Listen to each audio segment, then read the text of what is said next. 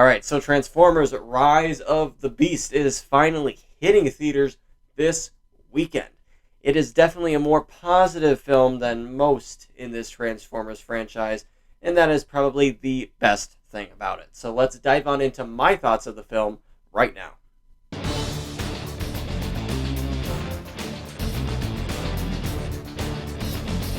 What's going on, everybody, and welcome back to the channel. Hope you all are doing well out there. My name is Tyson, and we are here to talk about movies. That's right, we do movie reviews, movie trailer reactions. We cover major movie news here on the channel. So if you like all that, please stick around and subscribe. We are on the road to 1,000 subscribers, and I would love to have you all along for that journey.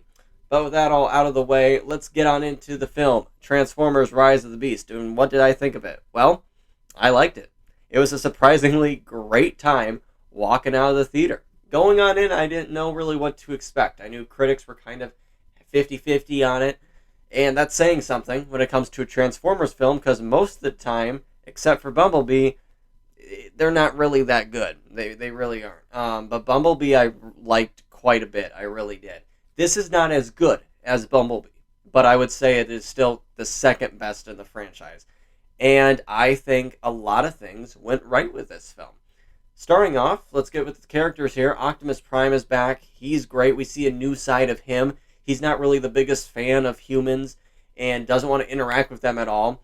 And when Anthony Ramos' character comes on in and kind of Optimus Prime has no choice, it's cool to kind of see that side of him growing to understand why the humans are the way that they are, understanding, hey, we're not so bad. And why not kind of partner with us? So it's a great relationship building there. Bumblebee is back. He is fantastic. Probably my favorite character in the entire franchise. Love seeing him and his quippy one-liners because he has a lot of those in here, and it's great. A new addition is Pete Davidson in here. He absolutely kills it. When I first heard that he was voicing one of the Transformers here in this movie, I was a little worried. Yeah, I didn't need to be. He was the best part of this film. He stole every scene that he was in. He was so funny, so charismatic, and he killed it. So it was great to see him doing that. And Anthony Ramos in here, he definitely killed it. He was probably my second favorite part of the movie. I thought his relationship with Pete Davidson and him were fantastic. Of course, they kind of had a fun little bromance in this movie. That was great to see. Anthony Ramos' character has a little brother here who is sick, has some sort of disease, and that is emotional. I actually got to care about that and wanting to see his younger brother get the help that he needed. And then you saw Anthony Ramos be that protective brother, willing to do anything he can to protect his family. So that was really cool. A great emotional relationship, really at the heart of this film as well. So it's great to see that on the screen here. The CGI in this film, I want to talk about that. Usually that's a gripe that I have with the Transformers movies. Not in here. I thought it was really good. And also really good was the fight scenes in here. I thought it was filmed in a amazing way where you could actually tell what was going on. You could tell who was the bad guy, who was the good guy. And that is something that I haven't really been able to tell before in a Transformers movie. Usually it's just kind of a convoluted mess, the fight scenes, and you can't tell who's a Decepticon or who's an Autobot. Like, it's hard to tell that in the past films. And this one, not at all. The director here really did a great job getting these characters framed up well for the audience to tell what was going on in these fight scenes, and actually got us to be more invested in them as well. I think he did a fantastic job helming this movie. He is the director of Creed 2 as well, coming on here being this big, huge blockbuster that it is. I think he handled it very well, and I would love to see him carry on the sequel, as I do think that's where this is going based on the end here, but we'll get into that in a second. I want to point out here, we have Unicron in here as the main villain. I think, pretty good. Didn't get much backstory on him. Maybe we'll see him down the line, I'm not sure. But he had this, assassin, I would say. I forget the name of him. But his character is actually pretty cool to see, and he had a cool fight scene with Optimus Prime at the beginning of this movie, and that was a really cool dynamic to see them. It's a generic villain. It's a generic story. We've kind of seen this before in all Transformers movie. It's nothing groundbreaking at all. But for what it is, it's done pretty well.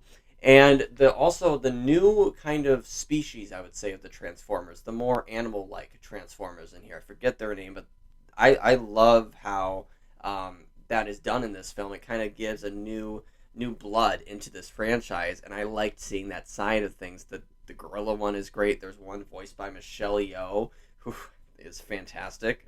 So I definitely love that part of this movie. It's about 2 hours. I still feel like they could have cut about 10 minutes off of this film, and it would have been, a little bit better, but, it is what it is. The ending of this film is probably my favorite part. There is something that they say at the end here that got my jaw, like, to the floor. I was very excited about where the possibility of this franchise can be headed if they continue to make another one, depending, I think, on how this box office does, but I think it will do well enough to get a sequel.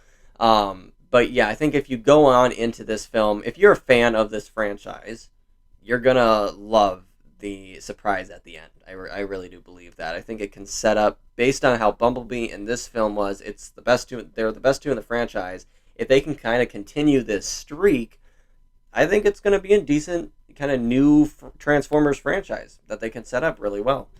So I'm going to score this film. It might be a little high. It surprises me, but I really just had a fun time with it. It's a fun popcorn film. It's not a great film. It's not one of the best of the year, but I just had a great time watching it. I was able to kind of turn my brain off a little bit. There's a lot of plot holes, and the story's not really anything groundbreaking or new, but it's fun.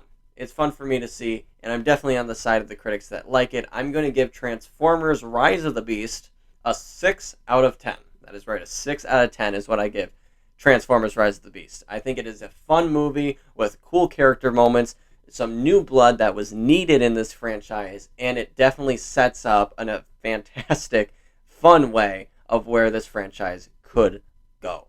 So, with that being said, and all done out of the way, that will do it for me with this video, guys. Let me know down below in the comments, are you excited for this new Transformers movie? Are you even going to go out and see it? Are you just going to wait for it to come on streaming? Or do you just not care at all and think Transformers should be done?